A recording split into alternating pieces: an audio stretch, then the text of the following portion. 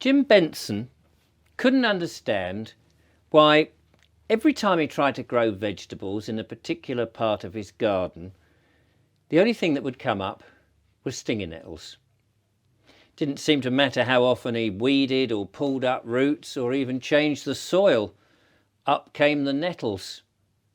It was annoying because he knew the soil was all right because the rest of the garden would give him a bumper crop. He just liked this particular area because, well, it caught the sun pretty much all day and he knew it was a prime place for growing veg. "You got a burst pipe under there," said Ron, his neighbour. "Sewage.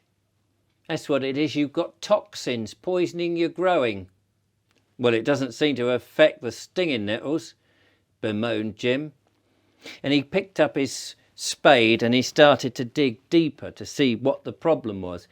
And as he dug deeper, he realised that the colour of the earth was changing. It was going from a light friable brown to a deep orangey rust colour.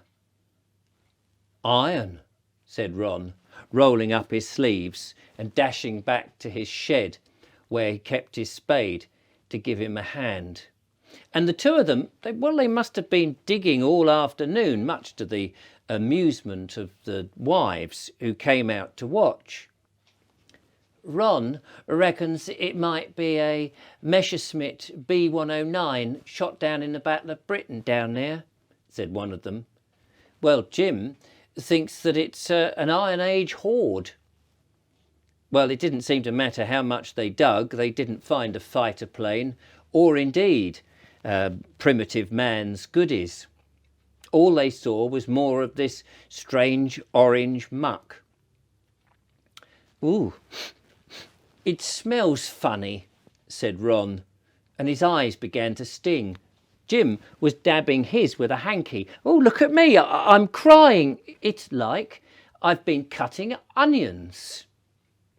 By now the pit was about 6 foot deep, 4 foot wide, and there seemed to be just a concentration of this strange orange colour. So they deduced that whatever had been placed in the earth had been put there some long time ago in this one place. But why? Well, the answer came about in a roundabout sort of way, and unexpectedly too. You see, Jim knew there were two things he knew about the previous owner of the house and garden. First, Mr. James, his name was a irresponsible, argumentative old bugger. And two, that he'd lived in the house for 14 years and he'd bought it from new. Actually, there were three things he knew, because Mr. James had recently died. He remembered reading that in the paper. But if he'd lived there for 14 years and Jim himself had been in the house for 25 years, it meant that whatever was in the ground had potentially been there for 39 years, because prior to that, it was prime farmland, pasture. And it was unlikely that anything had been put into the ground then.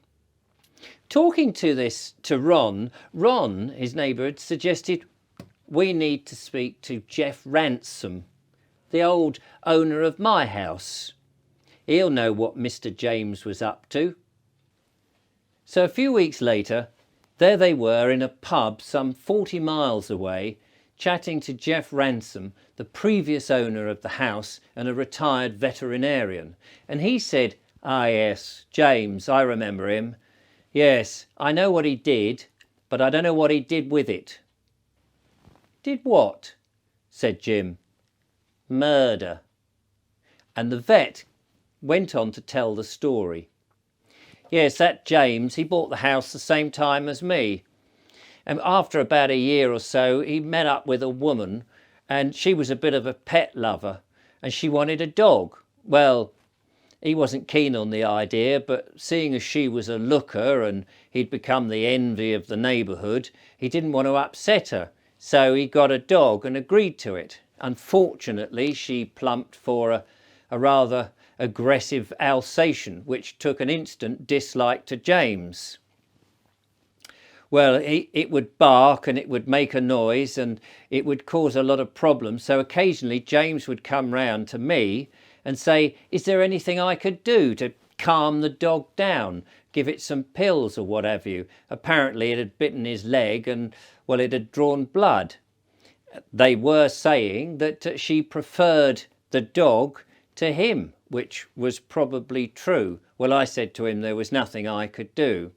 Well, after a while, the relationship seemed to deteriorate, and all that was heard was a lot of arguing coming from the bedroom window, as well as a bit of dog barking.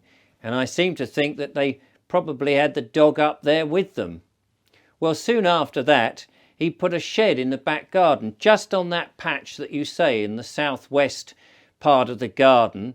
It was a shed, not a kennel, and he used to lock the dog up in it.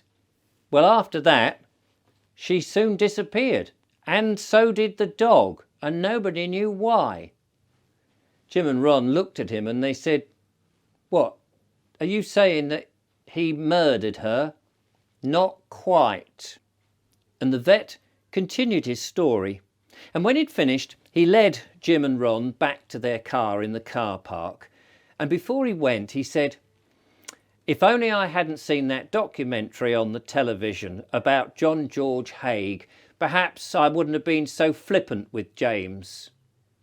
Well, later on, as they drove back, leaving the pub and heading home, Jim and Ron were laughing. Fancy him telling him that. Yes, well, he was a bit upset, wasn't he, with him coming round all the time asking for a cure for that dog. I know, but telling him to do what Haigh did, you know, the acid bath murderer, that was a tad irresponsible, don't you think? Yes, doping the dog, putting it into a metal container containing sulfuric acid and waiting until it had turned into a nasty orange sludge and then burying it in the garden underneath the shed. I suppose that's one way of dealing with it. No wonder his fancy woman left him.